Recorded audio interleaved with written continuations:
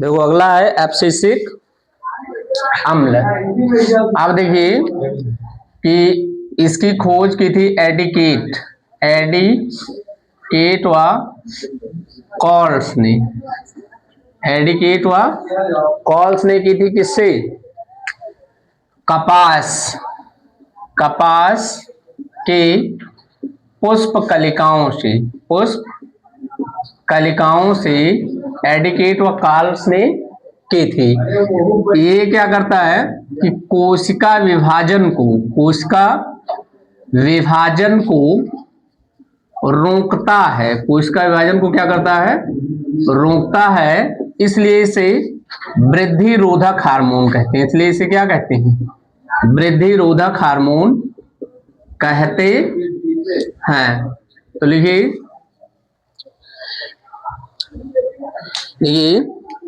Abscisic अम्ल को कार्न्स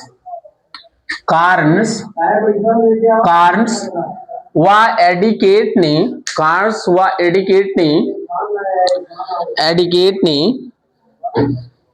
सन 1965 ईस्वी में कपास की पुष्प कलिकाओं से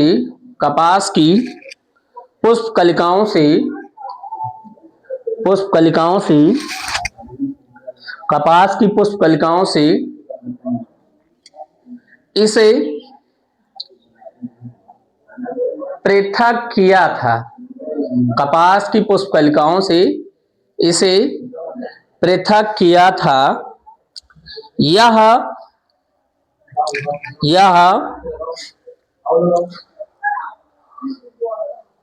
कोशिका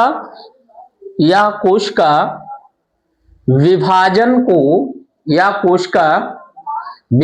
को रोकता है। इसलिए इसे क्या कहते हैं? इसलिए इसे वृद्धि रोधक हार्मोन कहते हैं। इसलिए इसे वृद्धि रोधक हार्मोन कहते हैं। वृद्धि रोधक हार्मोन कहते हैं। ठीक।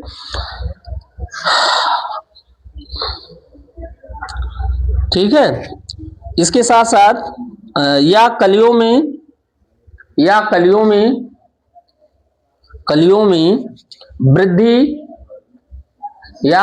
वृद्धि यौम बीजों के अंकुरण को भी रोकता है।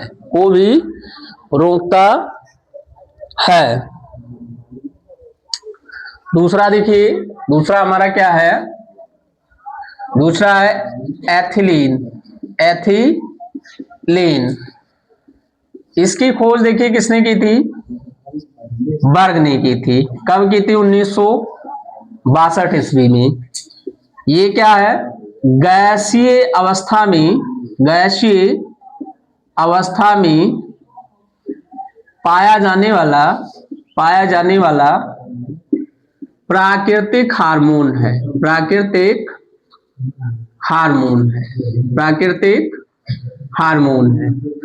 यह मुख्य रूप से फलों को पकाने का काम करता है, पकाने का कार्य करता है।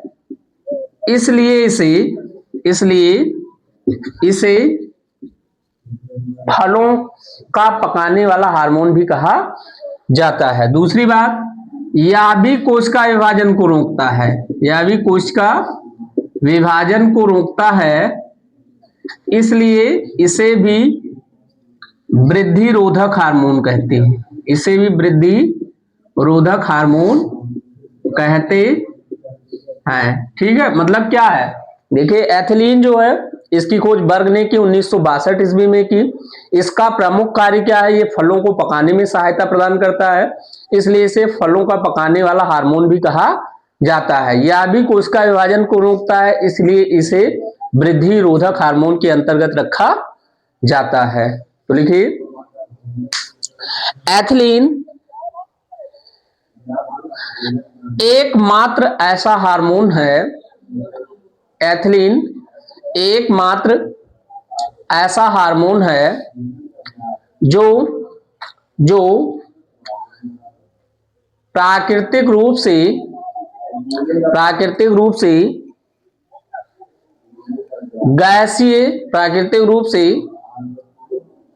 गैसीय अवस्था में पाया जाता है, गैसीय अवस्था में पाया जाता है, गैसीय अवस्था में पाया जाता है। इसकी खोज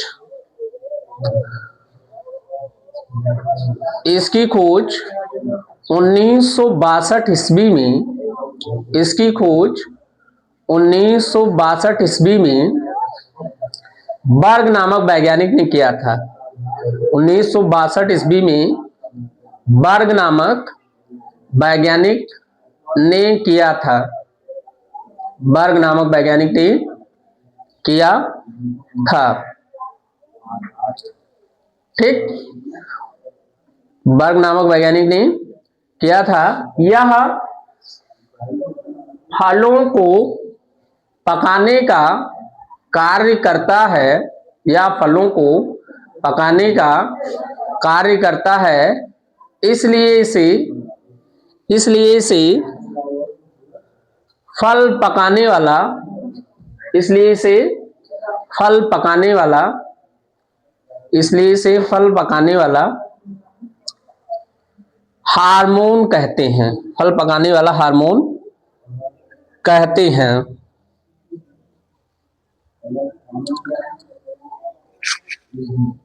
ठीक है,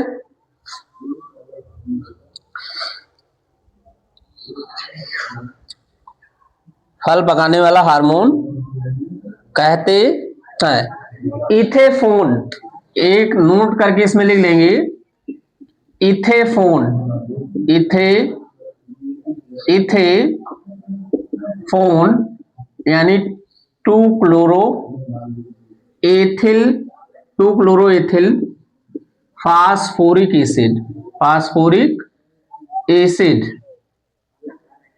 नामक यौगिक से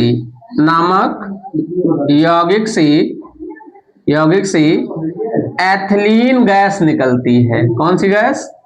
एथिलीन गैस निकलती है, जिसका उपयोग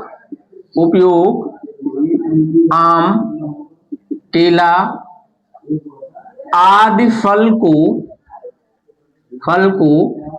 पकाने के लिए किया जाता है,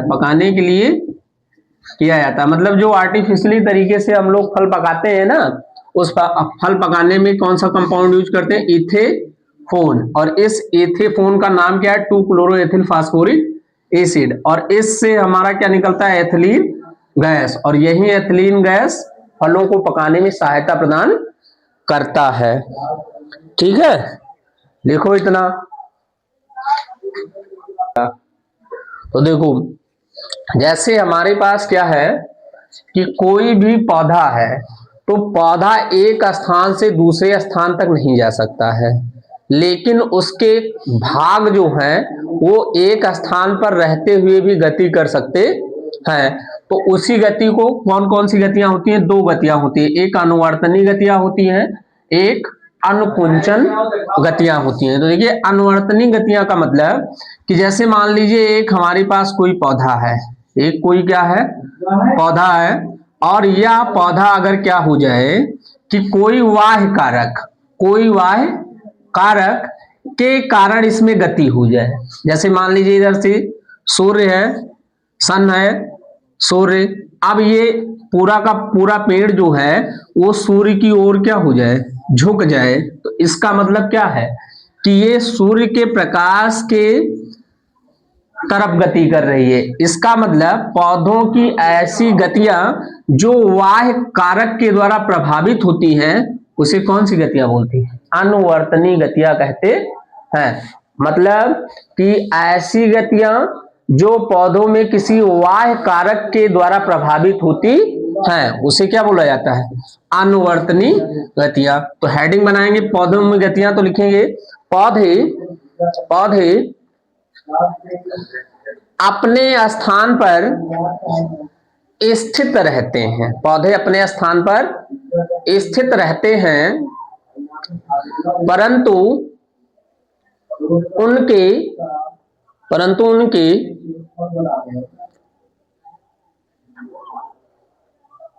प्ररोभाग एवं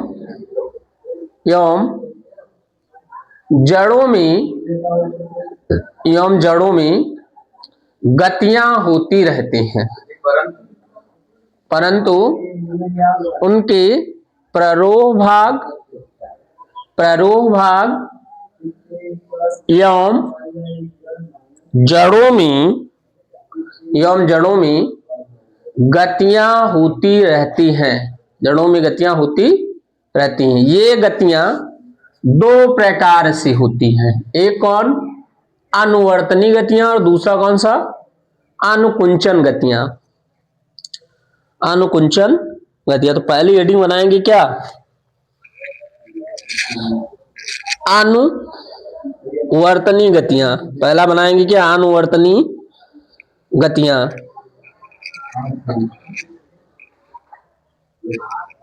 ठीक है, तो इसमें देखिए, इसमें हम क्या लिखेंगे?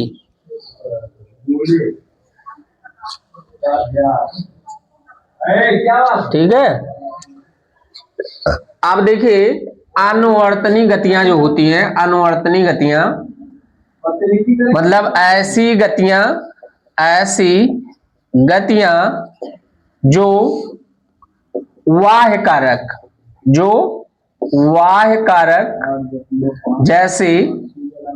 जैसे प्रकाश, रसायन आदि के द्वारा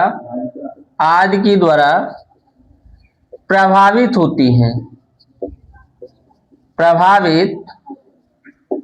हैं, उसे क्या कहते हैं?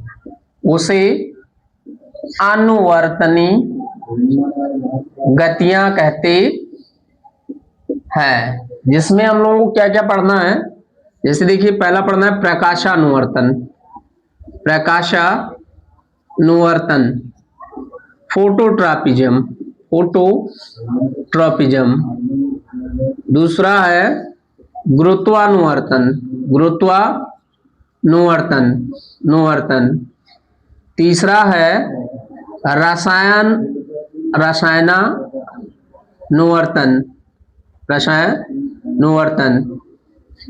और तापानुवर्तन। यानी इसको हम बोलेंगे जियोट्रॉपिज्म। इसको बोला जाएगा क्या? कीमोट्रॉपिज्म। और इसको हम लोग बोलेंगे क्या? थर्मोट्रॉपिज्म।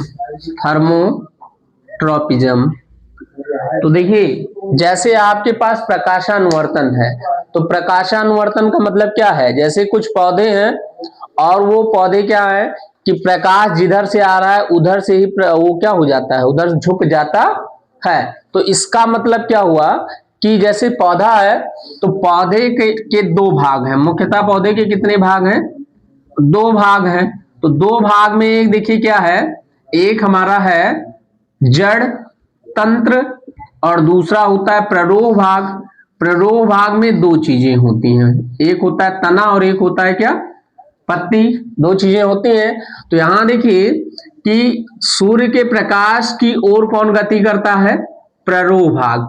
लेकिन क्या है कि जड़ तंत्र जो है वो सूर्य के विपरीत में क्या करता है? वृद्धि। मतलब कि जड़ तंत्र जो है वो जमीन के अंदर जाता है, यानी कि सूर्य की प्रकाश की ओर नहीं जाता है। तो इसका मतलब कि यह जो जड़ तंत्र की गति है उसे बोलेंगे ऋणात्मक प्रकाशानुवर्तन। इसे क्या कहा जाएगा? ऋणात्मक प्रकाशानुवर्तन। और ये ऊपर की यानी सूर्य की ओर बढ़ रहे हैं, तो इसका मतलब क्या है कि ये धनात्मक प्रकाशानुवर्तन है। और प्रकाशानुवर्तन क्या है प्रकाश की ओर पौधों की गति करना क्या कहलाएगा? प्रकाशानुवर्तन। जैसे मान लीजिए ये कमरा है, ये कमरा चारों तरफ से बंद हो जाए, एक रोशनदान इसमें से हो जाए जहां से लाइट आए, और अगर आप एक गमले में पौधे लगा देंगे तो वहां देखेंगे कि उसका जो प्ररोह भाग है वह जिधर से प्रकाश आ रहा है उधर की ओर मुड़ जाता है। इसका मतलब ये होगा कि प्रकाश की ओर पौधे का प्ररोह भाग गति कर रहा है, इसका मतलब ये धनात्मक प्रकाशानुवर्तन है। तो जब क्या होगा, पौधों की गति प्रकाश के द्वारा प्रभावित होती है तो उसे क्या बोला जाएगा? प्रकाशानुवर्तन। तो इसमें बनाए हेडिंग ना, क्या बनाए? गतियां कहते हैं। उसके बाद लिखिए कि ये निम्नलिखित प्रकार से होती हैं। पहली हेडिंग बनाएंगे क्या? प्रकाशानुवर्तन।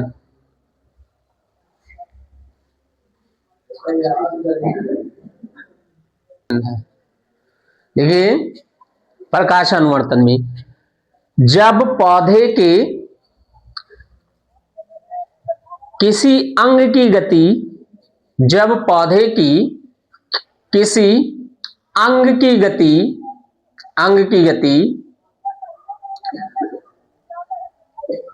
प्रकाश के द्वारा प्रभावित होती है तो उसे प्रकाशानुवर्तन कहते हैं। तो उसे क्या कहते हैं? प्रकाशानुवर्तन कहते हैं। जैसे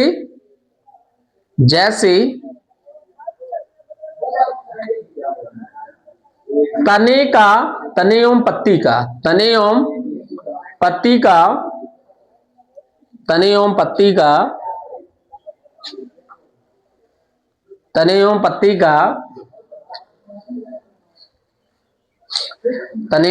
का प्रकाश की ओर गति करना, प्रकाश की ओर गति करना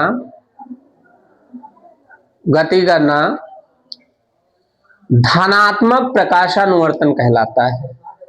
धनात्मक प्रकाशानुवर्तन कहलाता है। जबकि जड़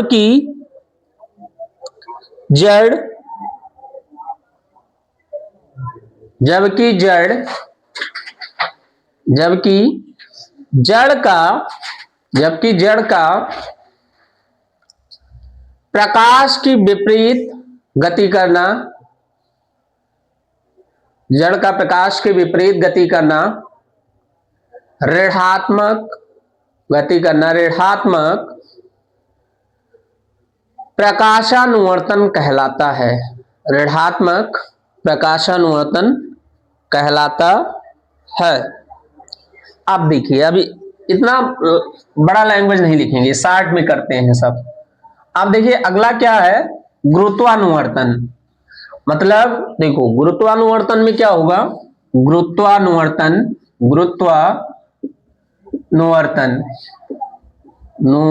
जियोट्रॉपिज्म। क्या? जियोट्रॉपिज्म। तो यहां देखिए जब किसी पौधे का या पौधे का कोई अंग की गति किससे प्रभावित हो? गुरुत्वाकर्षण बल से प्रभावित होती है। किससे?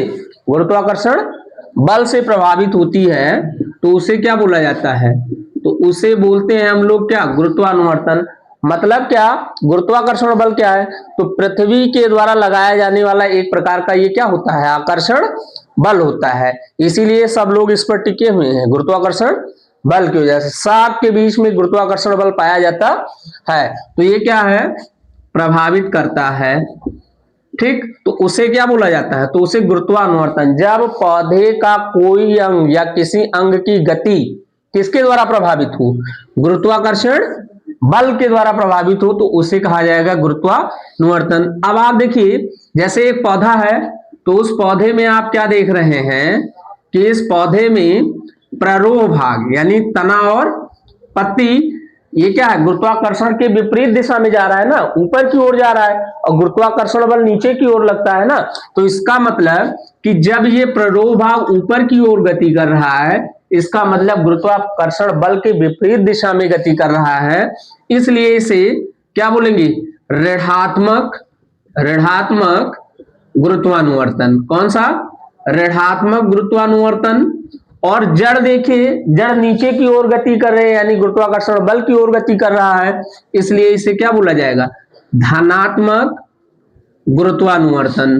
धनात्मक गुरुत्वानुवर्तन कहेंगे। ठीक है, ऋणात्मक का मतलब कि जब गुरुत्वाकर्षण बल के विपरीत दिशा में जो भाग गति कर रहा है उसको ऋणात्मक गुरुत्वानुवर्तन बोलते हैं, और जो गुरुत्वाकर्षण बल के दिशा में गति कर रहा है उसे क्या बोला जाएगा, धनात्मक गुरुत्वानुवर्तन। गुरुत्वानुवर्तन किसे कहेंगे, पौधे का कोई अंग जो गुरुत्वाकर्षण बल से प्रभावित होता है या प्रभावित करता है तो उस गति को क्या बोला जाता है, गुरुत्वानुवर्तन। बस ऐसे ही बना लीजिए, पेड़ बना लीजिए, ये बना लीजिए, बस इतना ही, 60 में ही लिखिए, और ज्यादा छापने का कोई मतलब। अब इसमें देखिए क्या है, अगला है रसायनानुवर्तन। रसायनानुवर्तन, ठीक है, इसका मतलब क्या है कि पौधे के किसी अंग की गति किसके द्वारा प्रभावित हो, रसायन की या रासायनिक पदार्थ के द्वारा जब प्रभावित होती है, किसके द्वारा, रासायनिक पदार्थ के द्वारा प्रभावित होती है तो उसे क्या बोला जाता है, रसायनानुवर्तन कहते हैं। दूसरा देखिए एक और होता है जलानुवर्तन। हाइड्रोट्रोपिज्म, इसको बोलते हैं हाइड्रोट्रोपिज्म। मतलब क्या कि पौधे के किसी अंग की गति किसके द्वारा प्रभावित हो, गति जल के द्वारा प्रभावित हो तो उसे क्या बोला जाएगा, जलानुवर्तन। एक क्या होता है, तापानुवर्तन। एक क्या होता है देखिए, तापानुवर्तन यानी थर्मोट्रोपिज्म। तो यहां देखिए इसमें क्या होता है, इसमें पौधे के किसी अंग की गति किसके द्वारा प्रभावित हो, ताप के द्वारा प्रभावित होती है तो उसे क्या बोला जाता है, उसे तापानुवर्तन कहते हैं। उसे क्या कहते हैं, तापानुवर्तन कहते हैं। ठीक है, अगला एक और है स्पर्शानुवर्तन। कौन सा, स्पर्शानुवर्तन यानी थिग्मोट्रोपिज्म।